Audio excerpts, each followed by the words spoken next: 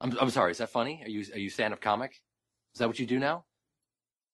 I will consult the bones. Throw me a frickin' bone here.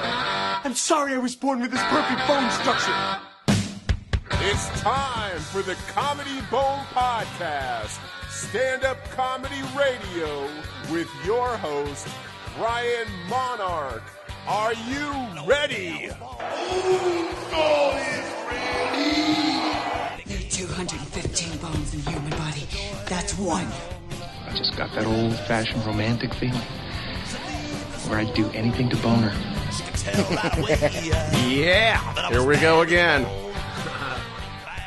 Episode 013. This is hopefully a good luck. Episode 13. Woohoo! Yeah. So you only plan on going to 100? Something like that. No. We got 013, so we can go to 999, and then we'll have the Y2K problem. I was never good at math. Yeah. Pull the mic so it's facing. Yeah, like sorry. There, perfect. Put it actually you too, in your Tamer. mouth. Yeah. Physics? How's that? Yeah, perfect. Well, make it so it's like, so it look like 90 a degree 90 degree angle, like I had taught you earlier. Keep like pulling. Pull. Isn't that math? Pull. Yes. This way? Yes. Right here? There you go. Okay, good. All right, let's go around and get some intros real quick before we get started with our little discussion here. We got LJ. Yeah, what's up? It's LJ, the Raging Bull of comedy, the Magic Mike of comedy, the half-naked comedy, the sexy bitch of comedy. Look me up. I was going to say you're the Raging Bull of comedy. He goes up all over the country. He performs on stages all in L.A., and he's awesome, hilarious dude. On the couch, Tamer Kattan. Hey. You've been doing comedy in the Bay Area. You've been doing comedy in L.A. Yes, sir. You're in a film, Gone to Pot. Yes, sir. And also some TV design on a dime. Yeah, that's coming out in fall. I looked at your bio. You're classy. I didn't know. Yeah, I don't mess around. And then also, next to you, we got Brian Scalaro. Yeah. This is going to take a while. You got a shitload of credits. Cornflakes of comedy. The Sid Caesar of comedy.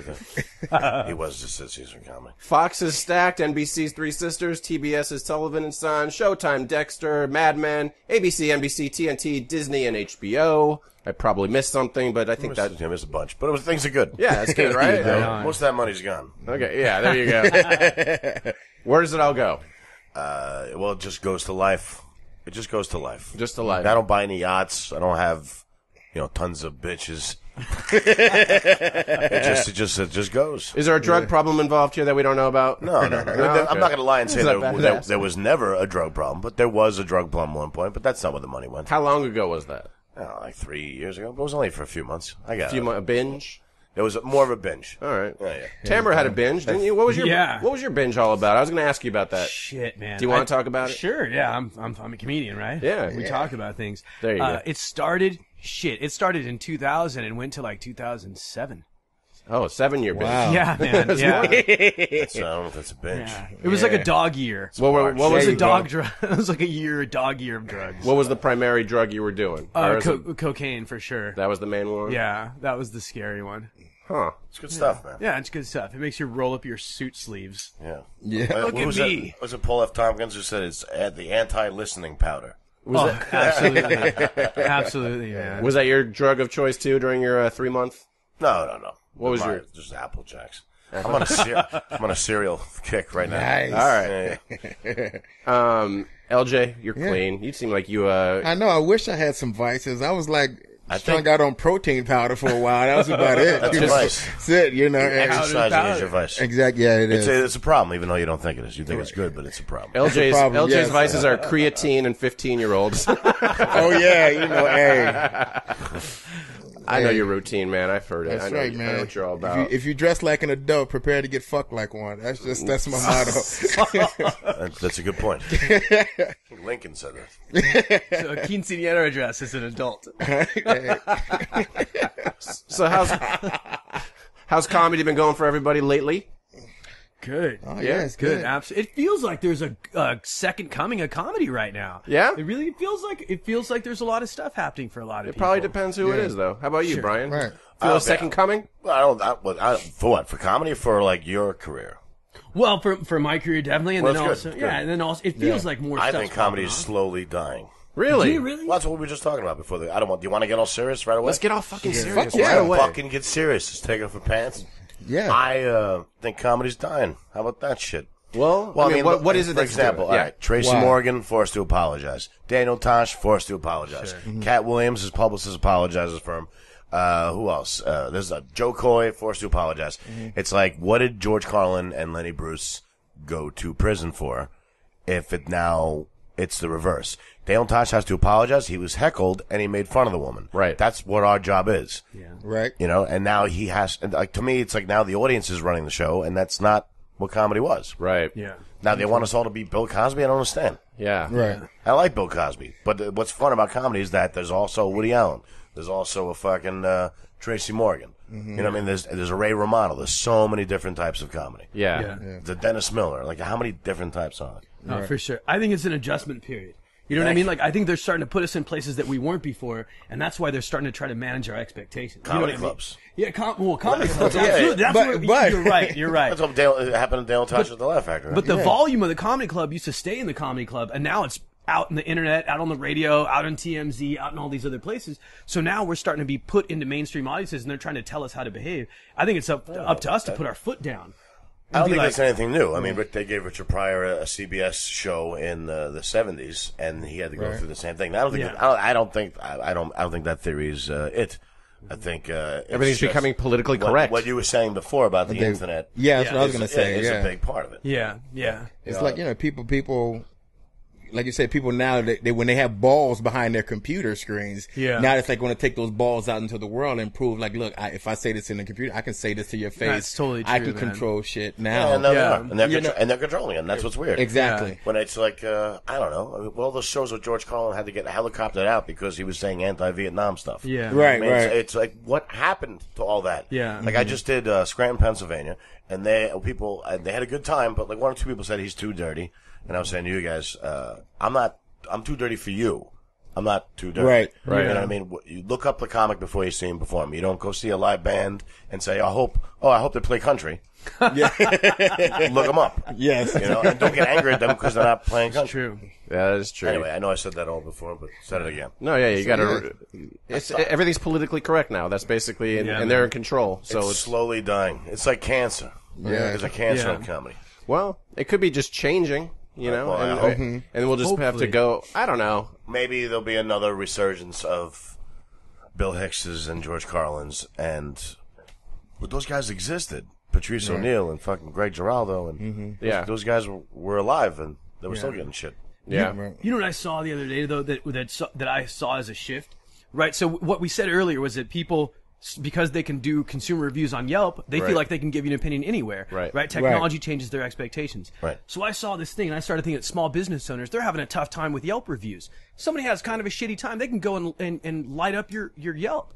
These guys at this barbershop put together a book, and it's called People Hate Us on Yelp. And they owned it. Right. And it was badass. I'm like, right. right on. And they took all the crazy people and they put them in a book. And and in my head, I'm like, anybody that talks shit about this barbershop is a dick. Yeah. Right. And, you know what I mean? Yes. So I think we have to start figuring out how to do some judo and bring comedy back to what it was, like to what the people gave us. Like, I'm all ears, man. Yes. Don't apologize. I can't. Right, yeah, so that's what we need to do. It's like, Yeah. stop apologizing. Yes. And just like which is cool, which is a bit when you talk about Daniel Tosh, he had to apologize. Yeah. But now it's cool what he And has things this like disclaimer, which is funny as hell at the beginning of his show now. Yeah. But I think if we just take it, keep pushing it, then hopefully the prick hecklers will just stay the heck. I don't know if we can curse. I'm sorry. We can say Fuck. can stay the hell at home. You know what I mean? Yeah. And that's what it is. It's like when people think they can actually control something, then they want to come out. Then now everybody's this solidarity. Well, if this person can say something what they feel, I can say what I want to say, and I can shut up, get a microphone. If you want to do this, get your ass up on stage. You can do it. Yeah, give us your opinion that way. Yeah. absolutely. And try to make us laugh. But occasionally you have one of those people that gets the job, like Keith Moon from The Who got his job by pushing the drummer off the stool. You know what I mean? I don't think we should start bringing that trend. Right. But either way, it sucks. But there's still good shows. There's still good shows, and there's still great crowds, and there's still great comics. So it's not. I don't mean to be all negative, but it really pisses me off. Incidents No, come you bring up. up a great point. Right. You know But what's there's been a lot lately. You know what's funny Right. though is like the purpose of comedy. Like I love when comedy changes opinions. Why do you refuse to talk into the microphone? Sorry, how about now? The microphone. How about now? Yes. Because I feel cross. You keep looking at me. So comedy's supposed to change. I love when comedy changes opinions. I love when I say something in comedy and someone says, I never thought about it that way before. Yeah, yeah. So I think the way to do it is to start Right. talking about it on stage. Let's talk about people starting to have opinions on comedy and comedy not being as free as it used to be on stage and make it funny. And Right. have comedy be the Trojan horse for change. Well, sometimes certain comics doesn't fit into the repertoire. You know what I mean? Like imagine Brian Regan railing on hecklers. Doesn't fit. Right, Yeah, right, no, for right. sure. We need a Greg Giraldo or a Bill Hicks. Or, I totally agree. doesn't fit into my sound effects sneezes routine. People always telling me that my sneezes are too loud. Yes. I love that routine. Jeff Dunham's puppets I do are too. talking to the crowd. Don't be talking to me Yes. about what you think. But I think you got it right. Just we need to stop apologizing. Yeah. Yeah, man. But they really do have power. I mean, I've been fired because somebody was upset. And I didn't even say anything that bad. Really? What did you say? It was at a club in Sacramento. I said, it was just a stupid joke, that I think Army commercials should follow. I never did this joke again. The Army commercials should follow the same rules that all commercials follow. At the end of the commercial, they should say, side effects include death. Pieces of metal flying, you know what I mean? A disclaimer. This old man got up and said, I was in the war. I was like, so was my grandfather. He was in the war too. Yeah. What am I saying? That's offensive to the Army. Right. Did you know people that died? Yeah. Like, yeah, so then my joke is correct. Yes. Absolutely. That's all I'm saying. Right, right. And he got out, and then his wife left, and then a Japanese guy left, and he went, fuck you, to me. And I was like, is that your name? And then it got worse. Yeah.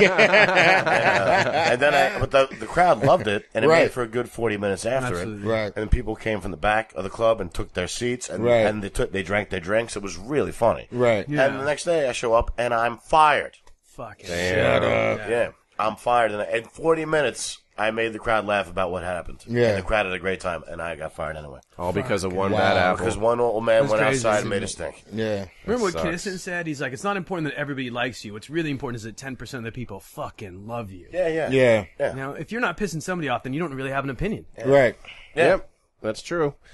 So you've been in San Francisco recently. You go all over the country. You've been all over the country. How is LA different? Like I don't really go on tours, so I was always curious. Like is it just so different than LA out there? I don't think there's much difference Really? in every place. I mean, you're going to have your A rooms, your B rooms, and your C rooms wherever you go. Right. In the C rooms, there's going to be people who are drunk, interrupting. Right. They're going to do blowjob shots on the stage between the feature and the headliner. I.e., clubs in Fort Worth, Texas, like to do blowjob shots for 10 minutes before the headliner goes up. Yeah, but then there's great rooms where they know how to run comedy. The owner of the club cares about the comedy, understands comedy, knows, hey, the lights should be down. Hey, the stage should be lengthwise. Hey, Right. we should drop checks not all at the same time, but throughout the headliner, not all in a 5-minute span. Right. Because what is he going to do when everyone's paying the bill? The whole room, like, you know what I mean? Yep. Like there's going to be smart people and there's going to be dumb people wherever you go. And Right. the dumb people will most likely go to the C rooms. Right. Not the A rooms. Same thing up in San Francisco Bay Area. Yeah, absolutely. Like, I started comedy because I used to get the shit beat out of me as a kid. We moved around a lot, and we went. No, that's cool. I like when you laugh at it. But it's like I was on tour as a kid. We'd go from city to city to city, and I was always the new kid on the block, and I'd always start getting my ass kicked until I learned how to make them laugh. And the way I made them laugh was the same way. I think in terms of audiences, it's the same, but I think in terms of comedians, it might be different. Right. From LA to San Francisco to other cities. Well, San Francisco, I don't think I've ever had a bad show up there. I love San Francisco. I do too. They like to laugh up there. Some cities are just real. They want smart. Right. Seattle. I find Seattle a great town to perform. Okay. Not Bellevue. Seattle. Where have you been, LJ? I want to come up there. I want to come up to San Francisco because I want to do comedy up there. So we'll talk off the air. Absolutely. Like I said, I'm actually on my way to the East Coast for the first time. I got a show in Philly and a show in New York at Gotham coming up end of October. That's great. Gotham, you're gonna have a great time. Good. I'm looking forward to it. Where are you going to Philly? Helium? Yes. Helium. And then he's a nice guy. That guy, Rich. Okay. Yeah, he's very nice. That's where I'm going. So I'm doing Helium and I'm doing it. And I've been in Chicago. I'm from Chicago. So I've done comedy there. Right. Love it. And I've done the Texas You know, so and Arizona a couple of times too. Yeah, I did Arizona once. Yeah, I like Arizona. Arizona's they're smart. Mm-hmm. I don't, you know, I just think there's bad and good everywhere. Yeah. You know what I mean? I think Even the only thing about LA is when you get when you get the crowds that are, when you get a crowd full of actors and, you know, like with that I can do that attitude. You know, you know, I took 3 years of improv, so I know I can do stand up too. That, I think when you get crowds like that in LA, it seems to be somewhat of a challenge, if you will. Right. But it's interesting. I think even in LA itself, everything's very different. Comedy Magic is night and day from the store, and the store is night and day from the Laugh Factory. Yeah. Mm-hmm. You know what I mean? It all depends even on who's booking the shows or who's producing that show. Yeah. Mm-hmm. I don't know. The one thing I noticed that's different about LA to New York in regards to stand up is in New York, if you did a fake accent, if you had a guitar, if you did, I don't know, a character, or did you were not allowed to perform. Really? In LA, in LA, it's like this guy pretends he's Indian, and this guy has a guitar, and you're following the two of them, and I go, what? Yeah. Like, no, the guy with the guitar goes at the end because he's got a fucking guitar, and you can't hear the audience not laughing if he's playing a song, and everybody's trained to do this after you memorize 5 minutes of a song. So it always looks like you're doing well. Right. I'm not saying that guitar comics suck, because some of them are great. There are some good ones. J. Chris Newberg is great. Henry Phillips, great. He's on here next week. Stephen Lynch, those are really funny fucking people. Right. Yeah. You know what I mean? Yes. I just want them to go on after me. Yes. Nice. So you're from Chicago originally. Did you do comedy there first or here first? I did comedy there. I started there, but I perfected it here. All right. Because I went through a second city in Chicago. So I was an improv theater actor. Did a little bit of, oh my God. Oh, whoops. That's my kryptonite. Come on, help him out. You gotta help him out. Sorry about that. Don't let that get out what my weakness is. Guard her. It's like kryptonite. What's your weakness? Guard him. We can't mention what's happening. I am so bad at attracting hairy pussy. It's like, you know. Something's happening. The cat. No, we could talk. I don't know if he wants it. Oh, I see what you're saying. Yeah. Anyway, what were you saying? So I started out there, and I actually perfected it here because I actually found the comedy scene a lot better here. And I guess I was fortunate to. Well, there's more clubs here, first of all. Well, no, but just with comedians, you know, reaching out, trying to help when I first got here, because like Jamie Kaler, good friend of mine, when I first started doing comedy, I mean, actually guys would say, oh yeah, so you really trying this? So a lot of guys set me down with try this, took me to other rooms and stuff like that. So I found it, and that's what really made me fully immerse myself into comedy here in LA. And like I said, I don't know if that was a luck thing or what, so. I don't know. Maybe you just were funnier by the time you got here, and some people wanted to help you. Oh, okay. Yeah, maybe. Yeah, no, yeah. I love Chicago. That's great. They just have a new club opened up there. Yeah, I know. 2 new clubs, actually. I'm going to grab her. You guys talk about sex. Yeah. Okay. Are you guys all single? Yes. Yes, sir. Okay. You answer that question. But speaking of San Francisco, you should come up because Phil Stiller just passed away. Right, I know. Right? Because I want to do The Onion. Exactly, and The Onion's going to close. It a lot of is. people don't know that. Exactly. End of September, The Onion's going to close. Yeah, so get up there before it closes. It's crazy. I can't believe that we're letting it close. It's bananas. Okay. I can't believe they're closing it too. Why is it closing? Because it's not doing They got well? a new owner, and the new owner. Yeah, Does he know what happened there? I know exactly. Does he know that's where Phil Stiller, Lenny Bruce, Yeah. exactly. For God's sake, Unfreaking Smothers believable, Brothers. man. Smothers Brothers, take Maya a special Angelou read poetry there. You know what I mean? There's all kinds of. It's so iconic. Right. It blows my mind that they're going to let it close. It's really iconic. I mean, if you consider Lenny Bruce part of the change from Catskill humor to what it is now, right? If you consider him an inspiration for George Carlin and Richard absolutely, Pryor, absolutely, then you have that's where American comedy took place and changed. Absolutely, It's one of the few places. Yeah. Right. That alone is. I don't stand. Exactly. I swear to God, I had goosebumps on that stage. That's I like really did. It's I like really got goosebumps on that stage. Yeah, no, me too. I mean, you look around, you go, Steve Martin, Smothers Brothers, Lenny Bruce, for God's sake. Exactly. I mean, I don't know how to get past that. Yeah. Right. That's like closing Studio 8H, the Saturday Night Live studio, and go, no, this is where, it may stink now, but this is where American comedy changed. Exactly. Yeah, this stays. Wow. Man, how are you going to tear down? So you're talking about the Purple Onion? Yeah. Section. Purple Onion When's San it closing? It's closing end of September.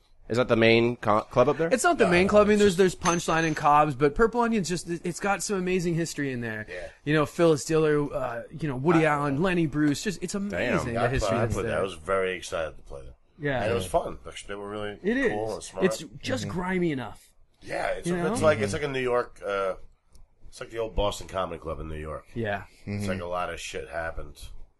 There was a club in New York that's no longer existing, but that was where everybody from the cellar did like what let loose. Like you didn't have to kill in Boston, but you had to kill in the cellar, and everybody just kind of sneaked over to the Boston end and didn't tell the owners of the cellar they were playing down the street. Right. And they just went up there and just said some crazy shit. And like it was crazy. It was like the old West in there. People it was like shooting at the stage. Right. And it was just crazy shit left and right. Patrice O'Neill, Jim Norman, like nobody knew who they were. Right. You know, and it was like the high water mark in Fear and Loathing in Las Vegas. That's awesome. I think I moved your mic a little bit, by the way. That's where you see the high water mark where the waves broke and the water rolled back. I could hear myself fine. Yeah, that's better. I don't understand. I thought I was doing a good job. You are doing a great job, man. I thought so. Nobody's really listening to what I'm saying. We are listening to what you're saying. Yes. Right, we're talking about something funny. I'm sorry. No. That's good, Let's talk about something funny. You have an abusive father? Yeah. But it's funny. Yeah. Like, I always say this. I like to caveat it with this. Parenting in the Middle East looks a lot like child abuse in America. Okay, yeah. You know what I mean? You talk about it in your act, so I figured I'd ask. No, I'm cool with if anything. it was serious or if it was just made up. Oh, no, it was real. It was definitely real. You still have a relationship with him? No, he passed away. Oh, I'm sorry. No, it's okay. That was actually what got me to start doing stand-up. Oh, was okay. him passing away. So it wasn't a bad thing. We got really close. What happened was he got cancer towards the end. And I started going to therapy, and I was ready to talk to him about it. Right, but then right. when he had cancer, I'm like, I can't talk to him about it now. Yeah. You know, especially when you don't know how much of an impact stress has on cancer. And I didn't want Right. to. So we got really close at the end. We became really close, and I'm really thankful for that. Yeah. But then I couldn't talk about it. Right. I didn't have closure, and that's what drew me to doing stand up and talking about it on stage. I mean, when I started, my whole act was about he and I. How long ago was that? This is 7 years ago now. Oh, okay. Yeah. Okay. Wow. I don't think I realized you were doing stand-up that long. I wasn't. No, I started stand up like a year and a half, almost 2 years ago. Okay. Yeah. Okay. Gotcha.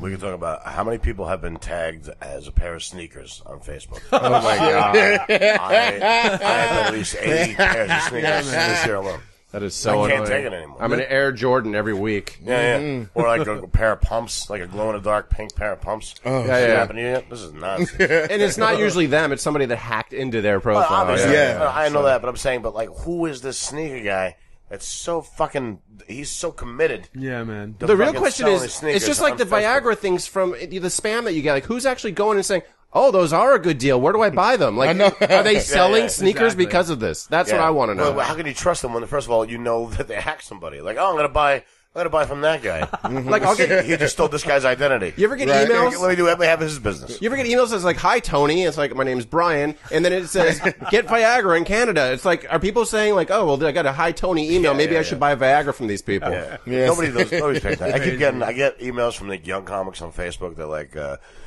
would you like to bring 10 people and do 5 minutes clean? I'm like, no.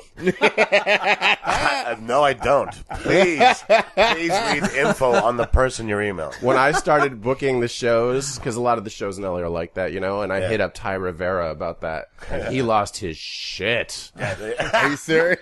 Oh yeah, In a Rivera kind of way, I bet, too. It was just like, I don't blame. Google me, Brian Monarch. Why don't you Google me? Maybe. How do you know he said it like that? Maybe he was very calm. I'm interpreting it. Google No, it. I'm interpreting the Right, phone right. call where he was yelling at me. So that is how he said it. Okay. Yeah. Oh, shit. That's awesome. Can we get controversial for a second? Yeah. I like Tyler Rep. Go ahead. I like him too. Yeah, he just actually want to make that clear. He headlined an M-Bar show of mine That's good. long after that happened. Okay. Yeah. Yeah, he's great. The controversy is you wanted to cover one of those faces over there. Oh, man. No, okay. No. I just wanted to know. No. No. No. All right. Sorry. You hate anybody in the comedy world, LJ? If you wanted to know, you would have asked me before the show started. I thought What maybe you you want would to do is get good radio. And Well, I'm not playing. There's that nothing shit. wI'm killing two birds with one stone, bro. I'll tell you if there's payment for doing this podcast or gas money for the 25-minute drive. I'm getting pizza. That's I'm assuming pizza's not enough. Well, there's 3 fucking slices in there. All right. You want to know about my personal gripes? He's asking you about. Oh, your dad's in your act. We're cool. That's cool. You know that you had a dad. That's nice. I wish. But anyway, that must be nice. I would have traded you. Sure. Not for the last couple of years, but for the years before. Getting raised by a mom. I got bullied. Learning how to fight from your mom. That's great. At least you were taught how to fight. My parents never taught me how to fight. Yeah, I learned how to take a punch. My mother's advice was if somebody at school bothered me, for me to scream and cry and yell to get people that makes to pay sense. attention. Yes. Yeah. So that was her defense. That was her. Okay. All right. So, what are your favorite clubs in LA, guys? Do you have a favorite, like, of the big ones? I love the Store. I've always Comedy been a fan Store? of the Store, but Improv's a great stage as well. I love Improv. Laugh Factory. I love those three. I love the house, the Ice House. Yeah, Ice House is great. Ice House is always good. I love the Ice House. I used to love the Ice House. Yeah, until that fucking old man took over and he doesn't even have cable. It's like, hey, who you booking, asshole? He's like, I don't think your material would go over well. I was like, I was playing her 8 years before you fucking took over the job. I mean, you don't know what would go over well here. Fuck you. Well, you're willing to talk about some people. Yeah. But he's not a comic, and I don't work with him still. Right, I understand. Yeah. You're going to run into these people. I understand. Yes. Do you like a Comedy Store, or is that? Yeah, no comedy. I have nothing bad to say about the 4 of the 5 clubs in the Los Angeles area, Minus the Ice House. The Ice House, I just think they chose the wrong booker. Okay. And they also He told me the same thing, but I don't have as much experience as you do. He just didn't even research. The one time he saw me perform, Jay Davis had a show at the Ice House. It's gonna sound like I'm bragging, but I literally was the only comic who did well the show. Okay. And he has the nerve to say, I don't think your stuff will go over here. And I go, that was his first day of the job. Mm-hmm. And he said that to me a year later after he dodged my emails for a while. Right.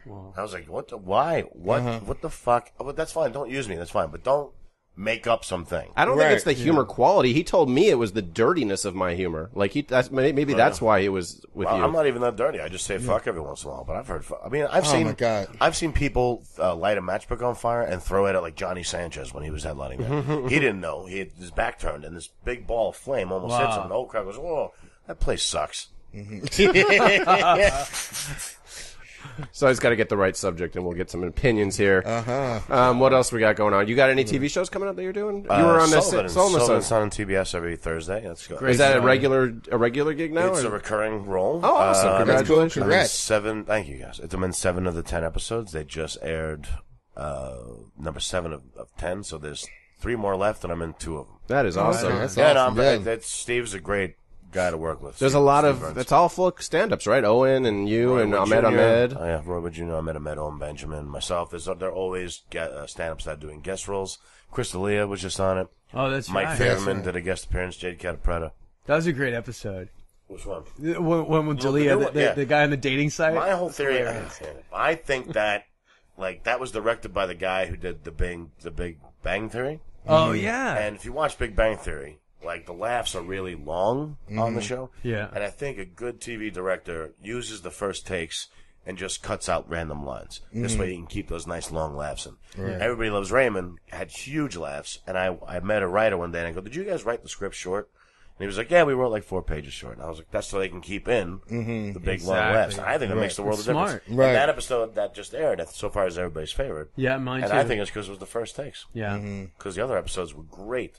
I gotta watch that show. I haven't caught it yet. Yeah. There's so many shows on now. How do you keep up with all of them? They're like, you gotta watch Mad Men, you gotta watch this, you gotta watch. It's there's 200 shows now. Yeah, it's a mess. I gotta watch that one though, because all my peeps are on there. My peeps, people that are on my shows, whatever you want to call them. Yeah. It's good to see good writing in a show. You know what I mean? Because there's time where you're rooting for your friends, you see them, you're happy for them, and then sometimes the writing, it's not your fault. You're limited to what you're given. But I'm really happy when I saw that, because I go, that show's going to last. That show's going to make it. There's so many. There's 11 characters. Yeah, that's a lot. And then you got the writer from Cheers. It's produced by Vince Vaughn and Ralphie from The Christmas Story, Peter Billingsley. That's awesome. Which is fucking crazy. Oh, okay. Talking to Ralphie from The Christmas Story. The one that was going to get eye shot out? Yeah. It's but he's so nice and so funny, man. It's so bizarre. Right. to look into the eyes of Ralphie from the Christmas Story. That's awesome. That is cool. There's an edge to it too that I like. It rotates. There's clean joke, dirty joke, edge joke, clean joke. It's like there's so many characters that it changes every 2 minutes. Yeah. Like 1 minute it's on this character, then it's on that character, and it's like if you don't like somebody, they're gone in 2 minutes. So don't worry. Right. Yeah, You know what exactly. I I miss that. I miss the edge from shows in the 70s, like Archie Bunker and Good Times and stuff like that. It was. I got excited when I heard some of this stuff, especially from the old cat, Brian Doyle Murray. Yeah, he's Bill- fucking Bill- great. Yeah, he's awesome. Yeah. Talk about. Yeah. No, definitely. Were you guys? Do you have any funny stories from like your road gigs and stuff? Like anything interesting? They're all like crazy. tragic. They're Really? all tragic, negative stories. Like what? Like any? Is there any story that stands out that you think is just out of left field? Like it's just crazy. I had a guy in Minnesota try to get on stage and punch me. Oh shit! And it was in the first minute of the show. So whatever I did, like it just bothered him. Wow. Like the feature I had was told not to respond to the crowd because he upset the crowd the week before. Oh. So they were all heckling. They were all really upset with him this show, and he couldn't respond to them. Whoa. So when I went on stage and these people in the front were talking, I made fun of them, and he got very upset and tried to hit me.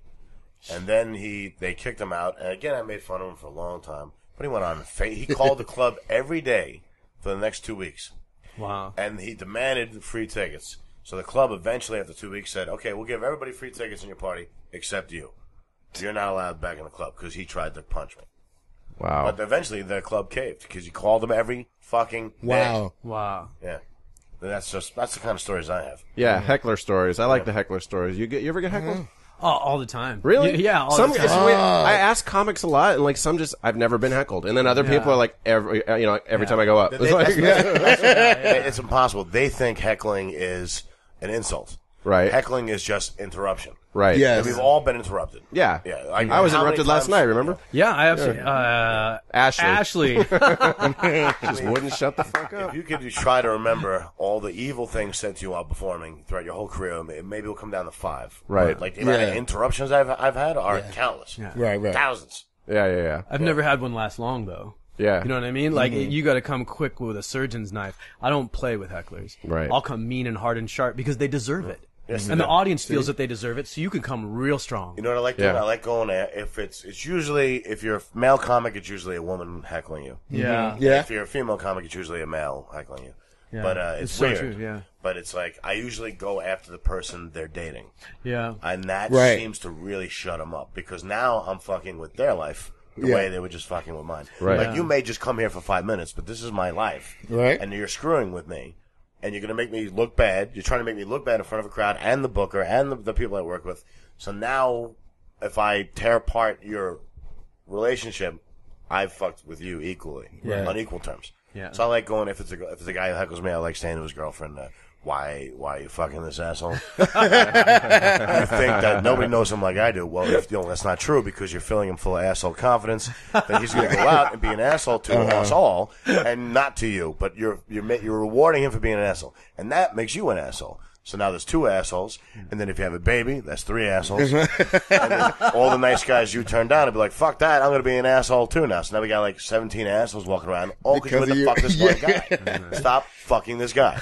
And it goes so well. And there you go. And if the guy says anything, it just makes it worse. Right. It's like cooking with salmonella. Everything you make is going to be nasty. It's a lot of fun. What about you, LJ? I don't have cool stories. Like, all I get is just women hitting on me after every show. Is that what it is? Must be nice, hate that, LJ. man. You know? The Raiders story. That's a great heckling But no, story. but yeah, seriously, I really don't get hecklers. But every heckler I've ever had, like you say, interruptions. It goes with that, interruptions. Every last one of them have, tried to buy me drinks. Yeah. At the end, they meet you outside. At the end, yeah. it's annoying. I've never. Yeah. But one story. This is a trip. We had one heckler. He was heckling every comic. Right. I mean, he was just just drunk on. Yeah, he wanted in. And then he's one of those people who say, well, yeah, I think, he said, yeah, I'm funnier than you. I'm funnier than you. I said, all right. So, and I was headlining, the type of headline. So I go on stage and I said, all right, you've been fucking with everybody on. And before I even started my set, I said, come up stage. Could you think you're funnier than everybody else? If you make these people laugh, I'll give you my entire check. I don't care.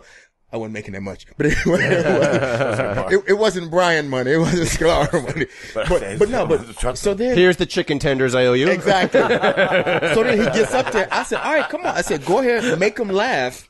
Make him laugh, and then he's showing. So he gets on the mic and he starts talking. He goes, and I'm like right in his ear, and he says something. I go, boo. Then he kind of jerks, and he said, wait. Then he starts talking again. I go, boo. He said, how the fuck can I tell my joke if you keep bothering me? I said, exactly, motherfucker. Now go sit the fuck down. And then, but it took that. He said, oh. And then he was cool for the rest of my set. But That's great. he never, and that was like I said, the Raider story. It was just a guy who didn't understand a joke and rushed the stage, and he was all of 4'11". Man. And I was like, man. I just saw a rainbow and sparkles. That's one to grow on. Exactly. That was a great trick. Boom. Yeah, it is a good trick. Put him in your position and let him have it. You would have been screwed if you didn't say that sentence, though. You're right, I know. But I know, it's like, oh, well, then I was just knocked in the fuck out. Rage. And weightlifting has its privileges.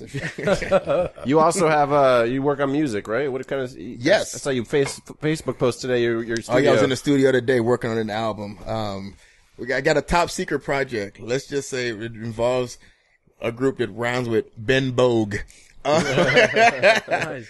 But yeah, me and a music partner, I'm working on a couple of music projects right now, and I'm actually going to put out another solo hip hop album just because. That's cool. It's fun. Yeah.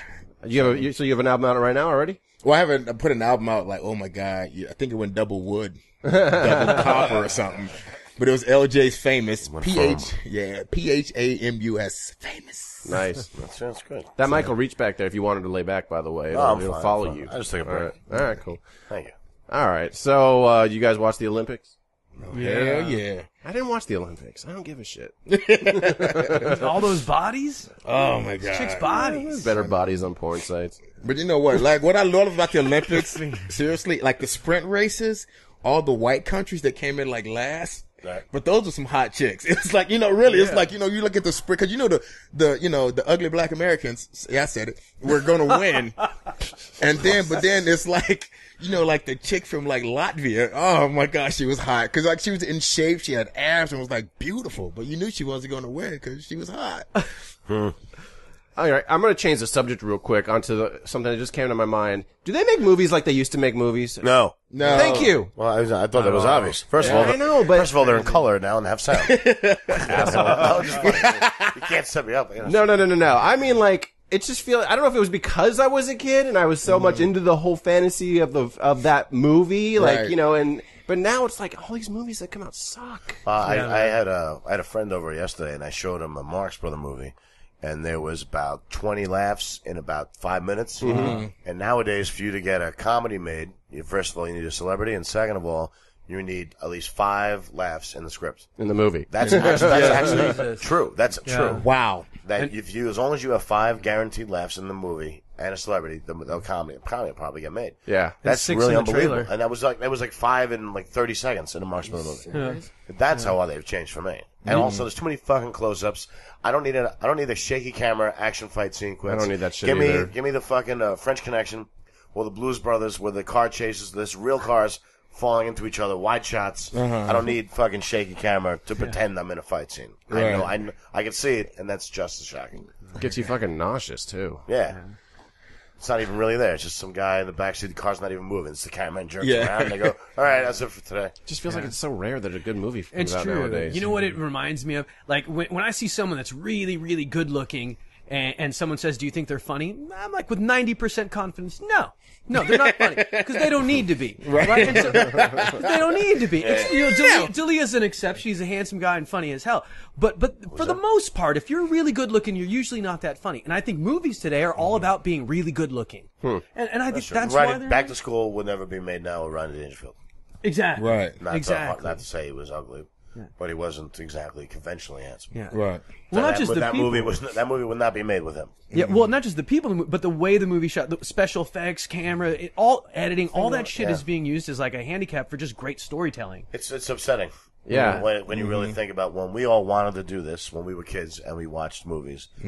This is not what we wanted to do. Yeah. It's changed. The game has changed. Yeah. John Kennedy wouldn't be allowed to lead a movie. Yeah. No, you know what I mean? That's crazy. Yeah. And how great he was and how beloved he was. He would not be allowed in movies right now. And if he was, they'd just be dumb fat jokes. Right. He'd play an idiot every time. Even I've watched. Did you guys see Ted? Yeah, I haven't seen it. Like I thought it had like 4 or 5 funny parts. The first half was great. Yeah, and the second half I was like, I've seen it. Yeah, and I the felt first like half was great. I felt like I'd rather watch 4 episodes of Family Guy than watch that again. Like it's just like it was just like so much. It was just I don't know. It just wasn't what I was expecting. I was hoping it'd be better. You have a favorite you have a favorite movie, like a funny movie? Favorite funny movie? Yeah. Of all, several. Of all is hard. I mean, I really love Marx Brothers and Laurel and Hardy, and let's move those aside. My dad loves Laurel and Hardy. I mean, they're brilliant. They're fucking brilliant. And if you don't have the patience to sit there for 3 minutes and wait for the biggest laugh that you'll have had in months, then what's wrong with you? But I mean, there's you got Caddyshack, you got Blues Brothers. I still find very funny. Yeah, weird movie, musical numbers and car chases. It's crazy. Yeah. But I like. There's a great movie called Seems Like Old Times with Chevy Chase, Goldie Hawn, and Charles Grodin. Most people know it. I think I've ever heard of that. It's fucking hilarious. It's a really funny movie. But it's like, there's great movies like that. There's a movie called, what the hell is the name of it? My Favorite Year with Peter O'Toole. And it's about when Errol Flynn came to host the Sid Caesar show.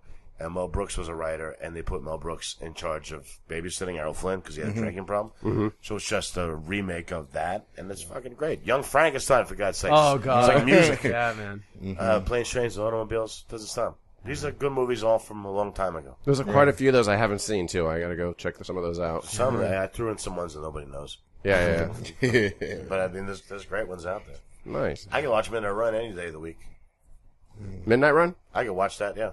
Nice. To the end, every time it's on. Are there any comedies in the last 10 years or 20 years that you've liked a lot? Yeah, I thought Tropic Thunder was great. Do you like Tropic I Thunder? thought Tropic Thunder was great. I like this. Yeah, I thought it was well thought out and funny. Yeah. There was some hit and miss parts, but most of them were hits. I did like that movie. I laughed my head off the whole way, like a lot of the way through. Did you like Wedding Crashers? I did not see it. Really? Oh, man. I was on an anti-Owen Wilson kick for a long time. He's great, but I was tired of, why does every movie have Paul Rudd, Owen Wilson, and Seth Rogen? Why does how did they become what American comedy? Yeah. It used to bother me, so I refused to see the movie. Right. I'd recommend that one then if you're going to check it. Yeah, I think it's really fun. I like Vince Vaughn. Oh, you're going to love it, dude. I think it's one of their best films, both of theirs. But I mean, that's I just like my it too. opinion. So. It made me excited to go to weddings again. You know what I mean? I'm like, hey, there's a benefit I didn't think of. I think I saw the last half of Wedding Crashers. The redhead's really funny. Yeah, she's hot too. She's super hot. See, that's why they put hot people in movies, because you there you go. say that shit. But she's actually she was talented. Funny. She is. Yeah. Oh, yeah. So, what was it like working on Dexter? Was it a big part? How was that? Because I watched that show a lot. It was season 2, episode something or other. Resistance is Futile. It's the one where he catches. Do you watch the show? I watched every episode. There's one where he catches Dokes by the docks, and he traps him in a cell in the basement.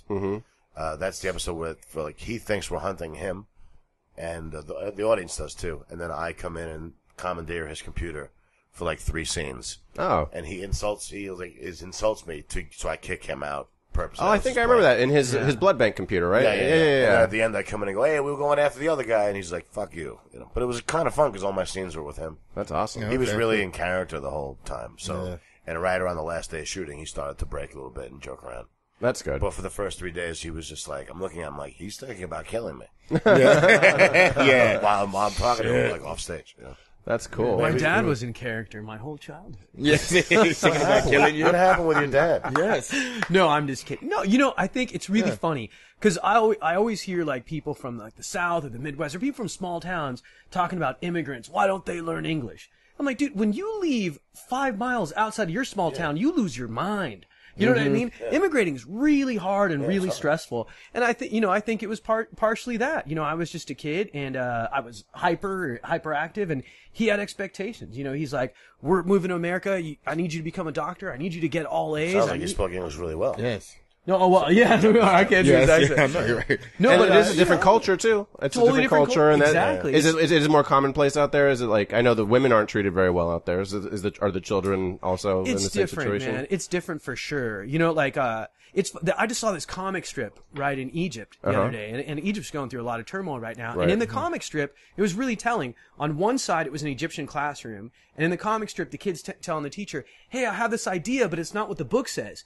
And then the teacher beats him. Mm-hmm. And then sounds about right. And then the other side of the comic book, it's a kid in America, and he's saying, "I have this idea, but it's not what the book says." And he's like, "Great, let's look it up." And he's on the internet, and even there, they get it. Those are the political cartoons. There are people that connect with that as a statement, right. you know? Okay, yeah. So it's but you're right. It's not just a generation gap; it's a culture gap too. Right. Okay. So it was a lot of stuff, and I wasn't the greatest kid. You know, I really wasn't. Well, how old were you? This started, kind of early on, 10 or 11. But I learned at an early age, you know what I mean? I learned that kids picked on me, beat me up, and if I finally fought one kid back, and I knocked the shit out of him. And I'm like, wow, all of a sudden everybody likes me. Right. And my dad couldn't turn it off. You know what? Because what happened was I got the shit beat out of me once, and he told me, don't ever fight anybody, don't get in trouble, because if you do, they'll send you back to Egypt by yourself. That was his way of managing Oh, shit. it. So one time I came home, I was around 12, and I started wetting my bed. And my mom's like, what the hell's going on? She asked my uncle, who's a doctor, and he said it's from stress. So she's like, what the fuck, stress? So she came with me to school on a school bus because we only had one car. Right. And a kid punched me right in front of her. And I'm like, don't worry, he doesn't hit hard, and don't worry, I won't hit him because I don't want to go back to Egypt. So my mom told my dad, we went to the principal. My mom's trying to speak to the principal, but she didn't speak English well. And the principal got tired of her, and he goes, listen, if I wasn't there, there's nothing I can do about it. So then the next day I went to school. My dad told me, if somebody hits you, you hit them back. And I beat the shit out of this kid and knocked his tooth out. And the principal called my house and he goes, hey, Mr. Kattan, this is out of control. Your son's got an anger problem. We need to send him to therapy. My dad's like, hold on. If I wasn't there, there's nothing I can do about it. And he hung up on me. Nice. Yeah. But it turned me into a fighter, for a long time. Wow. That's a crazy story. I wish I had it, Dad. Yeah, you were joking about that earlier, LJ. What was your story, man? What's the truth there? The truth about what? Did you have a dad growing up? No, I did not. I really did not. Okay. I know black man in the ghetto, not a dad. I know it's rare, but what was the ghetto? No, south side of Chicago, man. Okay. Yeah. But but like I said, fortunately, it's like I joke about it, but thankfully, that whole it takes a village. When I was growing up, I lived right across the street from my aunt, and my aunt and uncle lived across the street, and a couple of my cousins, and then right down the street were my grandparents. Right. So and my mom's younger brother, my uncle, who was in high school at the time. So this was the neighborhood. So I had my uncle and my grandfather to look up to, and it's like I never really missed having, because my mom and I joke about that now, because it seems like whenever some black dude goes to jail and says, well, he never had a father, so no, that's a bunch of bullshit. You know what I mean? It's that's just his excuse. So, like I said, I joke about not having a father, but, it's like, I didn't know any different. Just like, oh, I don't have a father. I got my mom, I got my grandfather, I got my uncles, and I have a big family, a lot of cousins, so, But the role model example is a good, you're totally right. Like I said, because I guess I had my grandfather and my uncle as, two spectrums of, because my uncle's in high school, so I'm like, he's talking to the girls, he's on the football team, I want to be like that. Yeah. And then my grandfather and grandmother, who've been together forever. Yeah, so when I get married, I'm gonna be just like that. And, but that's cool. That's important, man. So what I told one of my friends, he said the same thing. He's well, I didn't have a dad. I'm like, well, let me ask you this: is a broken GPS better than no GPS? In terms of telling me how to live. But if you have somebody that like leads you and inspires you, that's a great thing. Right, exactly. We're gonna start having GPS parents. Brush your teeth in 2 minutes. Yes. We're going to go on vacation for 2 weeks. We're going to leave the GPS on for you. Don't worry. Exactly. That'd be awesome. Yeah. Recalculating when you don't brush your teeth. You see the brownie? Exactly. Recalculating. You should be done by now. It's time for bed. So, I don't know what else, guys. got another 10 minutes here. What should we talk about? So you are single or you're not single? You kind of. I want to answer that question. Why don't you? What is with you wanting to know personal life? You want to know Comedy Bone. That's what we do here. That's not comedy. Yeah, but I'm not. LJ is single as hell. We know you are. Everyone knows you are. I'm always single. Even when I'm got a girlfriend, I'm single. I don't give a fuck. I just want to answer the question. All right. Well, I mean this because it's like a beginning stages, and I don't want to. Yeah, I understand. Okay, that's cool. That's exciting. Yeah, and I don't even know. She's not going to hear this. I don't even know. Well, she'll hear it. Somebody else will hear it. There'll be a fucking problem. You're like, if you even tag me on Facebook, she'll hear it. I can't mention an ex in a podcast without somebody calling either that ex or another ex upset. Right. Oh, wow. Okay. So I'm just gonna. All right. I've already told too much. Yeah, that's okay. What about you? How was your father? My father, why are you living with a fucking This is why cat? I'm not headlining. I have too many fucking. Everything's okay. It's like I don't know. Like I don't have any problems with that. You don't have stuff, any problems. Really, You don't have anybody you don't like. Your dad's doing fine. My dad's fine. I don't have a wife. I'm not married. With a cat with no nose. Yeah, Bozoon. That's her name. What's her name again? Bozoon. Bozoon. Yeah. It's like a Atari. It's an ex-girlfriend's cat, and it was going to get eaten by a pit bull if I didn't take it. Oh, okay. Wow. So she gave you the cat, and you're taking it. Well, she was over here all the time, so I go, yeah, just keep her here. And then we broke up. I'm like, well, you can't put her back with the pit bull, so because it killed a cat. Jesus. Yeah, it killed a kitten she brought home. So Did you date a chola? Is that what you were dating? What's going on? she's a little white Jewish girl who had a pit bull. I don't know what the fuck. Why do girls like these dangerous? They always have pit bulls. I don't know. I don't understand. I think they think it's cool. It's like little girls driving those big SUVs. Yeah. It's like this is your tough. This is your like you fighting back and saying, look That's- how yeah. powerful I am. I'm bigger than you. I can see the car accident's 5 blocks ahead. I will muscle you out of the way with my SUV. Right. And I have a pit bull in my house, and I don't know how to control it. So when it bites your dog, I'm going to cry and not. I walked down Runyon Canyon once, and there was a pit bull killing another dog, and everybody was just standing there, and everybody was trying to get the pit bull off the other dog. And then finally, this guy whose dog it was, goes, he's only listening to your fucking voice. Yeah. Fucking say something. Yeah. After 10 minutes, the girl goes, stop. Whatever, the dog stops. Yeah. Unbelievable. So, I mean, like, if you, And the pit bull activists are crazy about protecting the pit bulls and how they're like, it's like, Blame the watch deed, watch not this the video. It's licking this little girl on the cheek. It's so gentle. It's like, of course they have their moments. They have their moments when they're killing dogs too. I mean, it's just amazing how it's just like just because your dog hasn't done anything yet, or maybe never will, but that doesn't mean most pit bulls have a tendency to have instincts that are a little dangerous. Put a fucking leash on. I got bit in the face when I was a kid by a pit bull. Yeah? See this scar right here? Yes, it is. Oh, yeah. Right there and right there. He bit my face like this. Damn. And his tooth cut open my eyelid. What the It was fuck? crazy. Yeah, they called my parents. It was like our 4th year here. I thought I lost my eye for sure. And the dude didn't want to tell my dad whether or not the dog had rabies shots. Oh my god! Until my dad promised he wouldn't sue him. Because back then they'd give you the shots in your belly button. You know? Oh yeah. Whew, it was terrible. Well, that was a scary thing when I was growing up, man. I was like, I better not ever need one of those, man. I don't even like shots in my ass or my arm. And they're supposed to be longer needles too. It's just like a lot of them or something. Yeah. I haven't had a shot in years. I probably do have rabies of it now. I gotta go to the bathroom. Scurvy. Can I go pee real fast? Yeah, I've been holding it. We got like 8 minutes left. We'll wait for you. That was only 2 minutes. You're gonna go to the bathroom right now? I gotta pee so bad. Oh, all right. I can hold you. Oh, you're a sexy man. Don't let Bozoon out.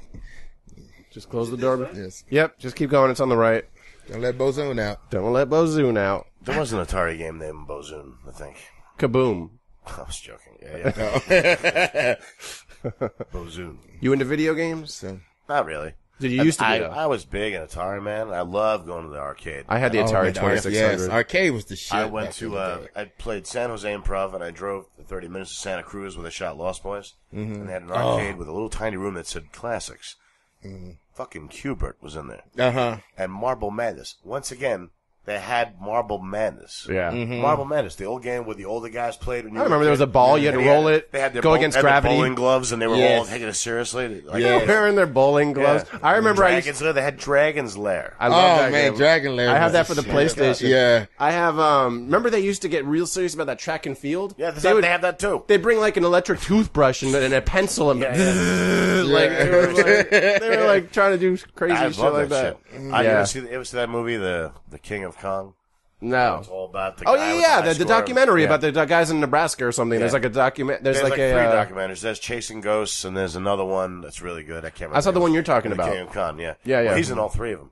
Because it's like all about the guys with the highest records and arcade games. That's a lot of time you got to put into that. Yeah, I know. It's fucking real. It was fascinating. They play Donkey Kong until the screen freezes and like it makes like this special screen. They were and, they were many celebrities for a while. It was for like my parents didn't know them, but they were famous. Yeah. We knew their faces. Yeah, video games are like movies. They don't make them like they used to. No, it's well, they're pretty good though.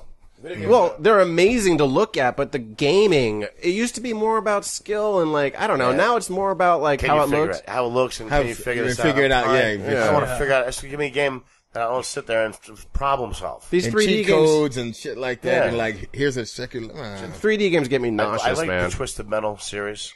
Yeah. You guys play that? The clown. Yeah, but they became so violent that I'm like, the first game was kind of cartoony and fun, and now they're like serial killers driving the cars. I'm like, but I miss now they have problem solving in that game too.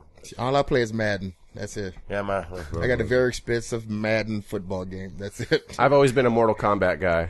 They're on version 10 right now. Yeah, I think that's when I tuned out in video games, Mortal Kombat. yeah, it's pretty bloody.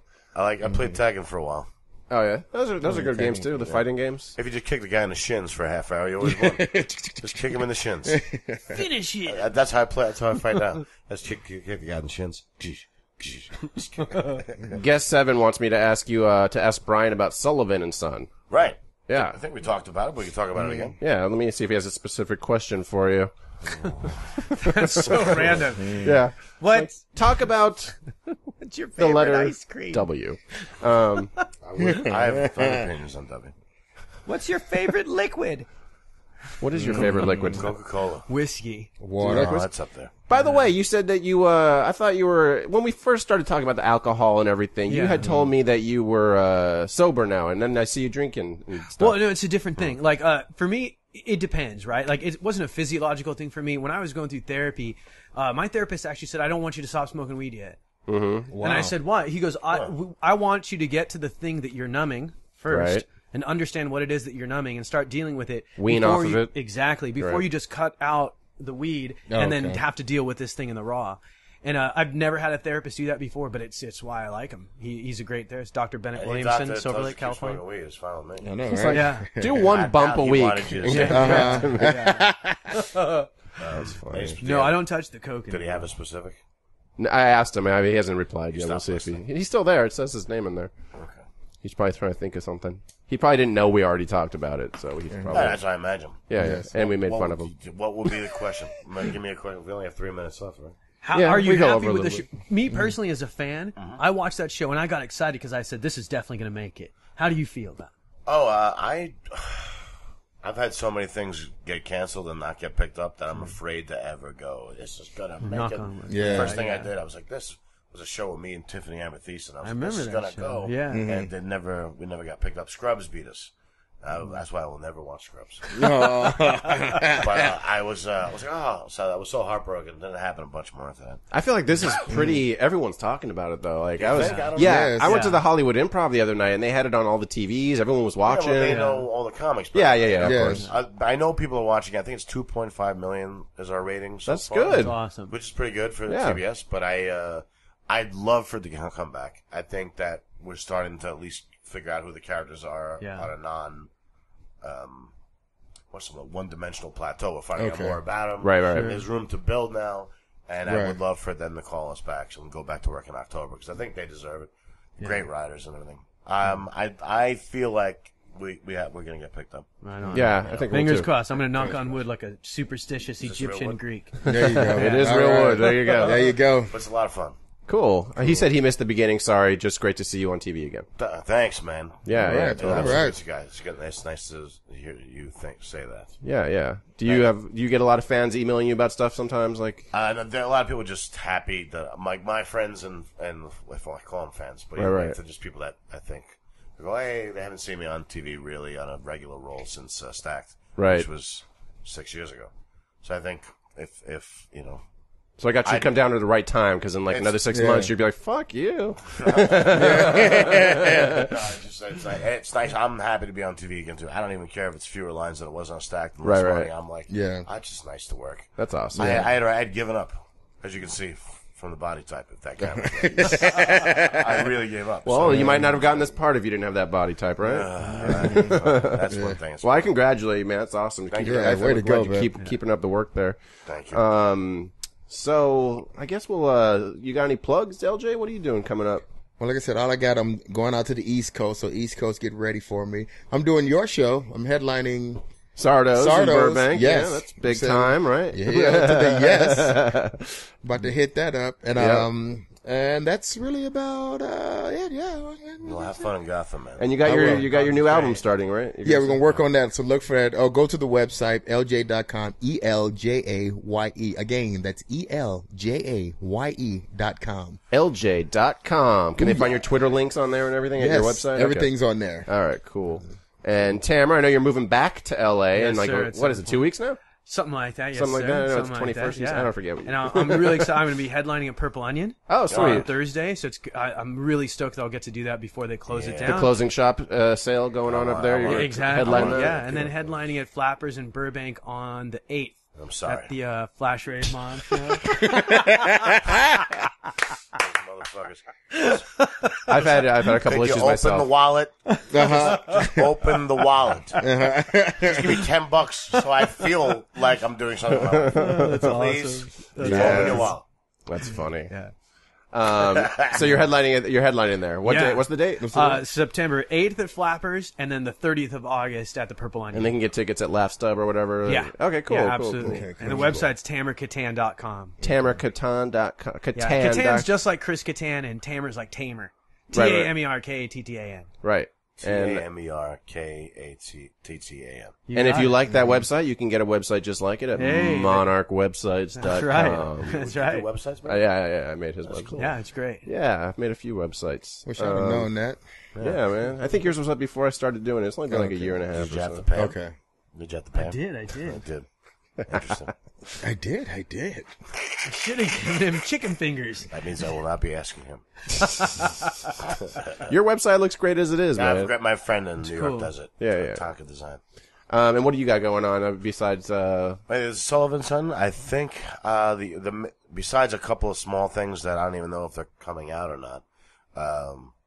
Like a bit part of the Nick Kroll Comedy Central show.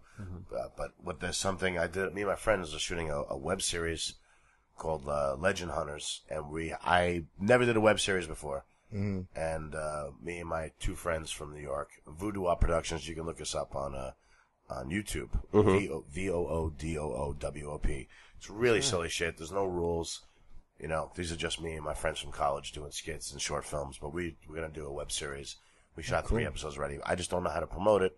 Once I figure out how to promote a web series, I will put it online. That's cool. Yeah, cool. I'm happy about it because I think the most fun I've ever had is working with my friends from college. I run a stand-up comedy page on Facebook. It has over like 35,000 people. I'll put it on there for you. Yeah, totally. I don't know how helpful it'll be, but I mean, I'll definitely put it on there for you. Me putting up there by myself. Yeah, that'll help you. I heard my father. I heard about it before, though. You haven't promoted it yet? What, Voodoo Up? Yeah. Well, Voodoo Up has been around for a long time, but we used to get featured, and then one day we put a song in that was licensed, and they flagged us, so now we can no longer be featured. Oh, jeez. So it's either reload all 60 to 70 videos, or just create a new profile and start putting a web series on it. Okay, now we decided we might want to, we've been doing skits for so long, that we might want to focus on one thing. Yeah. So we're trying a web series. Right. Okay. I have no idea, but it's fucking stupid. Well, it's really stupid. It is stupid. And if you start a new account, you can't do videos longer than 15 minutes on YouTube. Really? Yeah. You got to wait till you earn that. It's like, it's pretty, there's some strict shit out there. There's some business shit involved with that. Yeah. This is the first time in advertising where digital's done an upfront, and Google and YouTube presented original content.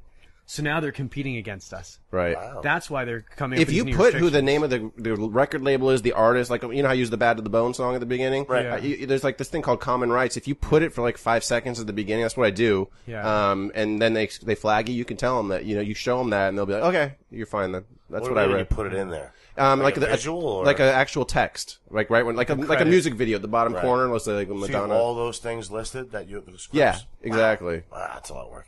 No, I'll show you what I mean. Okay. Afterwards. All right. So that was episode 13. It wasn't such bad luck. I think it was fun. We talked about some Shit, stuff. I didn't even realize. Boom. So we're gonna put that in the can, as I always say every week for some stupid reason, and we're gonna end this right now. Okay. Thank you guys for coming down. Appreciate you taking Thanks the for time. having me, man. All right, man. Thank you. Bad to the bone. Bad